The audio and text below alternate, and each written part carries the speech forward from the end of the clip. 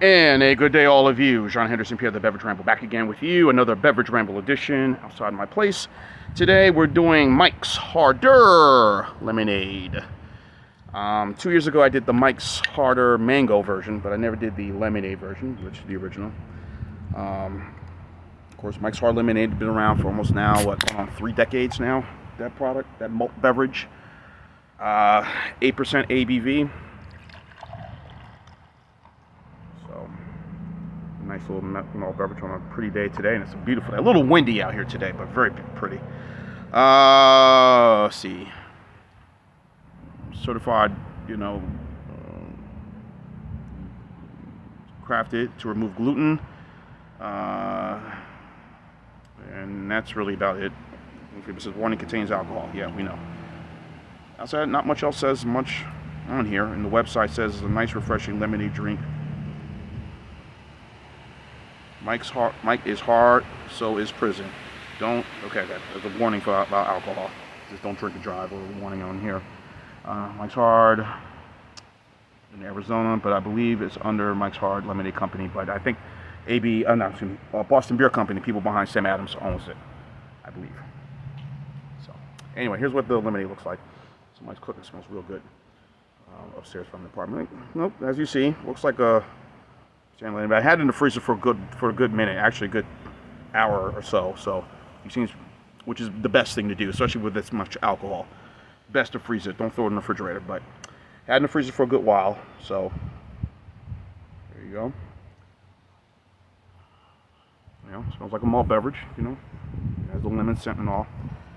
I'm guessing natural flavors or. Well, yep, as it says. Premium malt beverage with natural flavors. So sometimes it might have some other stuff that might be involved. So yeah. So anyway, all right. Enough talk. Let's have at it. Cheers.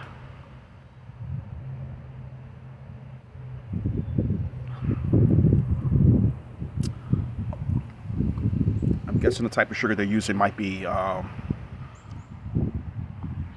corn syrup, or maybe natural flavors, maybe natural cane sugar, which is sometimes the best, like Cayman's Jack, that was natural cane sugar. The Club Tails and the MXD, natural sugars as well.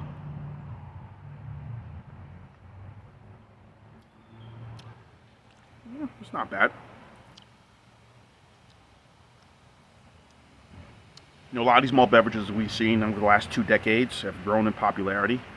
I'm going to go with the Rita line, 2 decades, you could say, or 3 decades. Late 90s, early 2000s.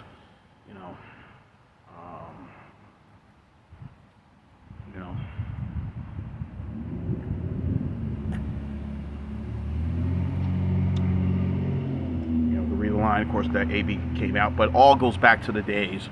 These malt beverages have been around forever. Look at Bartles and James, one of them. Seagram's, those popular wine coolers back in the day. So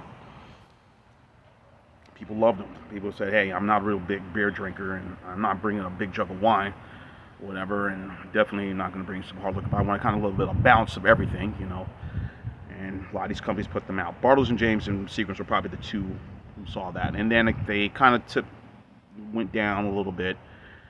Zima came on the scene, and then they left and came back. But Singers are still around. I don't know about Bartles and James. But I think the more successful one, without question, has been the Mike's Hard. The Mike's Hard line, which came out around, I remember Mike's Hard Lemonade when I was coming out of high school. So that's what I remember. That was at 5%, and that was like, ooh, that was a big deal. And the apple ciders and whatnot, Again, people who don't have a taste or desire for a beer want something nice, but they don't want that beer taste, and they go for these. And now, of course, they've gone even stronger. Of course, there comes AB InBev with their Rita line, which made their debut, I think it was in 2000. It was 2008 or 2008. That's when they made their debut, and I'm sure people will probably correct me on that.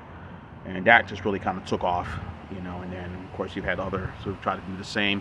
Steel Reserve, of course, had their line of extra strong, their Alloy series, and some of them are still out there right now. But I only drank one of them, and I said, "No, I can't do this."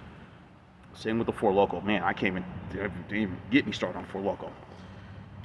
But someone had even sent me an email, a message on one of on the videos, and asked to say, "Hey, why don't you do a Four Loko, another Four Loko?" And I said, I don't know.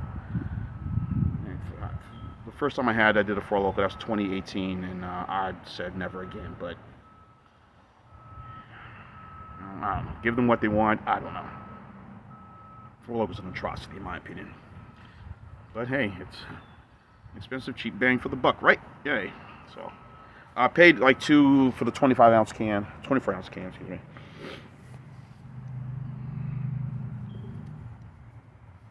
Yeah, 25 ounce can, as they say. It's called flavored ale, they like to call it. Yeah, 25 ounce, 24 ounce can, whichever size you want to go by. I paid like $2 something and change, $2.59. No, $2.79 plus tax at Walmart, the local Walmart that's right down here for me. Look, I've always these cocktails in the can, these mixed drinks, these malt beverages. I mean, I'll have them now and then, especially them out with people, but I just avoid them as much as possible because I'm just like, nah, I don't know, I don't know, maybe, no.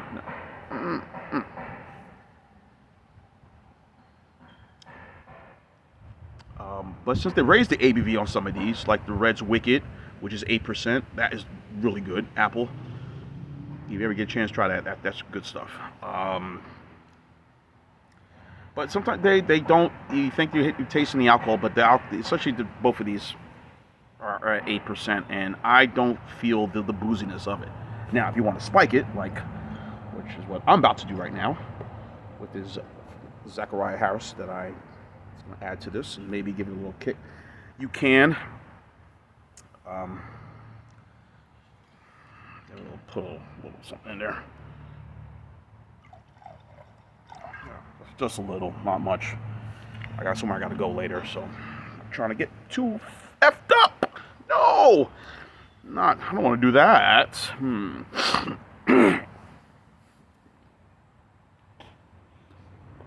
So. Maybe a little, and some people like to infuse it, whatever. But the MXD ones, that one's at 12%. Depends where state you are. Probably don't sell it at all. Or the Club Tails, which is at 10%. Those, I would be very cautious about those. I mean, they're good, but that alcohol will really creep in immediately. I mean, right away. I mean, just don't want to take a gamble, take a chance on that. So.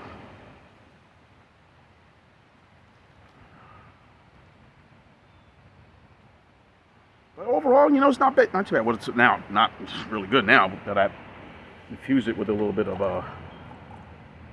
that rum. Again, as I said, not to reiterate and blabble on. It's beverage ramble, right? It's popular, for those who just, again, I can't, those who detest beer, who don't want the spirits, who don't want the wine, to say, hey, this. And that's what a lot of these companies are realizing that now, that they have to be competitive. They have to be, to make sure they have to bring, we got to get in this market somehow, make sure that we're competing. The beer companies, the wine companies say, we got to do something. It's for that adult beverage dollar. So you could bring the bar to the house or to the club or or to a group of friends at a picnic or whatever. But overall, this isn't bad.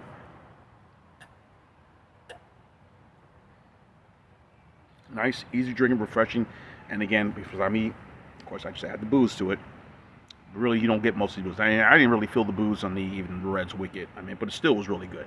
Super, super duper cold, folks. You got to drink these at a maximum cold temperature. These are not to be consumed at room temperature or even coming out of the refrigerator.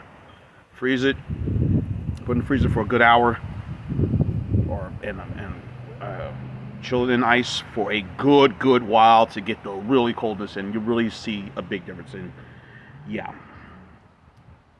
Or if you want to infuse it and blend it into some ice, you can do that.